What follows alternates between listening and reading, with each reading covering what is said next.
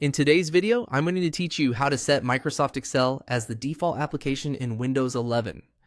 If your spreadsheet files are opening in the wrong program or Windows keeps asking you which app you want to use, this quick setting will make things much more convenient. Once it's set up, Excel files with the .xlsx extension will automatically open in Microsoft Excel whenever you double-click them.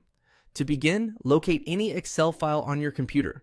You can use a file from your desktop, your Downloads folder, or anywhere else that contains an Excel spreadsheet. The important thing is that it should be an XLSX file, since that's the file type we're assigning to Excel in this tutorial. Once you've found the file, right-click on it to open the context menu. From that menu, hover over or click Open With, and then choose Another App. This tells Windows that you want to select a different program to open this type of file, and it also gives you the option to make that choice permanent. When the list of available apps appears, select Microsoft Excel. If you see Excel right away, just click it. If not, you may need to scroll through the list to find it. Make sure you choose the full Microsoft Excel application so that Windows links your spreadsheet files to the correct program.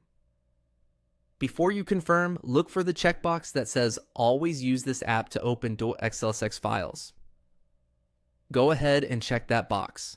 This is the key part of the process because without it, Windows will only use Excel for this one file instead of making it the default for all XLSX files going forward. After that, click OK. Windows will now save your preference, and the file should open in Microsoft Excel. From this point on, any .xlsx file you open should launch directly in Excel automatically.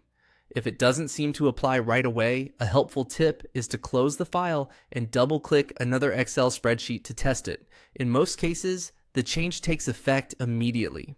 Also, keep in mind that this setting applies specifically to .xlsx files, so other spreadsheet formats may still behave differently unless you set those separately. That's all there is to it.